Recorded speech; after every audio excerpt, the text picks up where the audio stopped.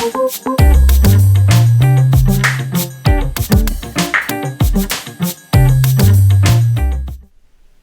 day and welcome back to the Family Cyber Clinic. This week we're going to be continuing from where we stopped last week when we discussed how our young ones have found out ways and techniques to bypass parental controls. Last week we discussed using a VPN to do just that. This week we're going to be discussing private browsing or incognito mode. I gave you a list last week. Just watch the video up there for more information. So it's important that you understand that it can be done. And it's also important to understand that parents can do something about it. And this week we're just going to show you a few tips on how you can address this particular technique of private browsing or incognito mode. Okay? So generally in the past, when you allow your son or daughter onto a computer, the threat generally then was that if your child mistakenly or deliberately attempted to go to a site that was out of scope or out of their remit, you would threaten them by announcing to them that you can tell if they have been to several places they were not supposed to be. And you were only able to do that because the browsing history was often stored somewhere where you can have access to it. And so children were generally discouraged from doing that, and quite rightly so. But in the era of parental controls, we're finding that our young ones, with the lot of time that they now have on their hands, are looking for ways to bypass that. And this is a technique they use, and they use it basically to hide their browsing history. There are no trails or audit trails per se stored on the local system that the parents can review as they were able to do in the past. So if you do not know that there are parental control applications that can prevent this from happening, then your old method of just leaning or depending on reviewing browsing history is no longer effective.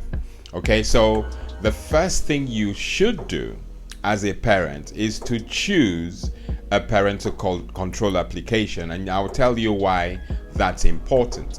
You understand? Because most internet browsers, basically the likes of Google, Internet Explorer, Microsoft Edge, have these private mode or incognito mode enabled. And I'm going to show you on an iOS where Google Chrome and Safari generally set up their own private browsing or incognito mode. So just follow me, okay? So you go to your phone, okay? I hope you can see me. So on your phone, if you open Google, for example, let's just open there. All you're seeing there is just a page, a Google page. But if you click on the three buttons right at the bottom, you can see that a context menu comes up, and the third on that list is New Incognito tab. If you click on it, you get that come up. You've gone incognito. Basically, you've gone AWOL. Now you can browse privately, and other people who use this device won't see your activity, which is just ridiculous, because it just nullifies all that you're attempting to do. But for some reason, these companies, these vendors, allow this.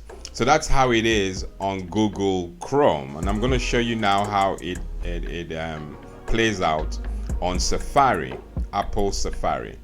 So you go to Safari, just open it up, and if you look right at the bottom right, you have two little squares. If you click on that, it comes up with tabs, but right at the bottom left you see private. Now if you click on that private, it gets highlighted. And if you click on done, you're basically now in private browsing mode. And that, Safari says, will give you a status where Safari won't remember the pages you've visited, your search history, or your autofill information after you close a tab in this mode. So you click done, and anything I open now, if I open Google now, I'm generally in the private mode. So anything your son or daughter does at this time, once they close this tab, it gets wiped. Okay? And that's just, as I said, it's just ridiculous. It messes up everything you're trying to achieve with your child. Okay? So of course, to go back to normal mode, you click on that same tab, bottom right, click on private, and that unticks it basically. Click done, and now I'm back in my normal mode. But that's just showing you how it's done. That's simple, so you have no control over it unless you have a parental control application like Custodio, Kids Locks. I think there's Google Family Link or Google Wellbeing. These are parental control applications that will help, and I'll leave some details in the description for you to visit these sites and make your own mind up. But that generally is that, so there are ways, as I said, to prevent it. You just need to know how, and that's where I come in. Hopefully you have seen that it is possible to prevent it, even though most internet browsing applications generally allow it. So on Chrome, it's called the Incognito tab, and then on Internet Explorer or Microsoft Edge on a Windows platform, it's called InPrivate browsing. Okay, so they're generally designed for people to deliberately hide their activity, and as your children get older, it just becomes more difficult because they're going to discover these things. The vendors are not helping. I'm saying that now, but at least the third-party applications are allowing ways to prevent this. And how do they do that?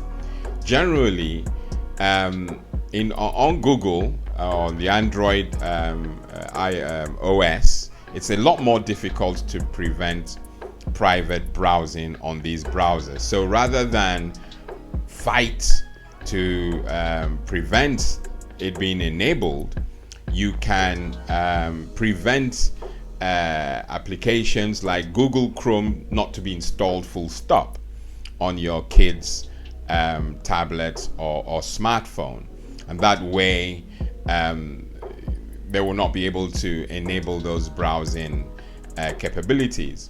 And of course, if the App Store is also locked and you only allow applications to be installed if you allow it, it's a no-brainer really.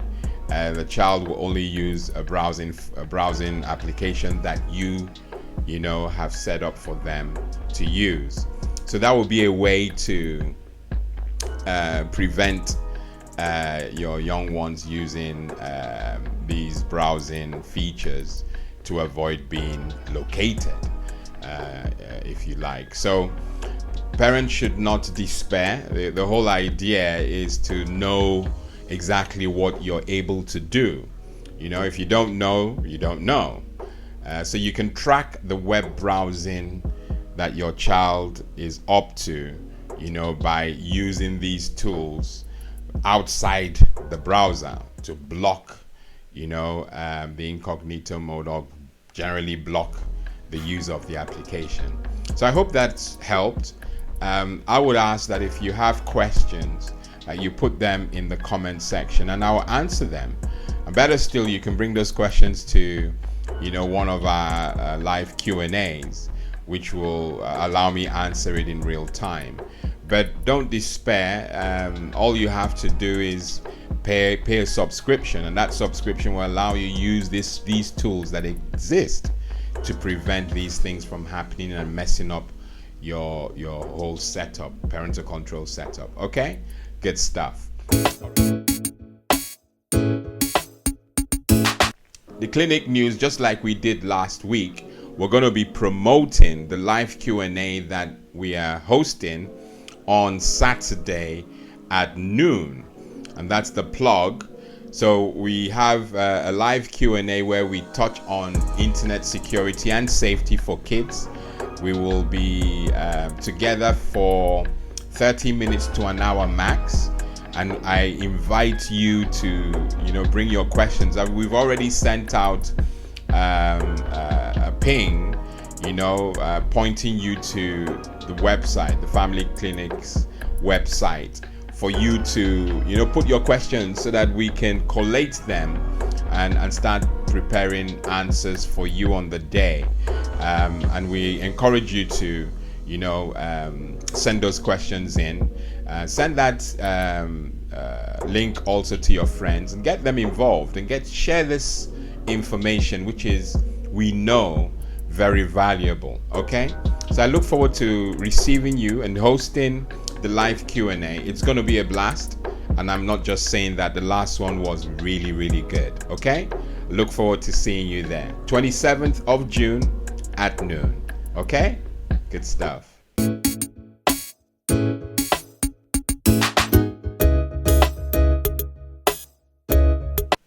The PowerPoint for this week: it takes wisdom to build a house, but it takes understanding to set its foundation. I'm your host, Cyber Pastor Lawrence Lidem. Until next week, God bless and goodbye.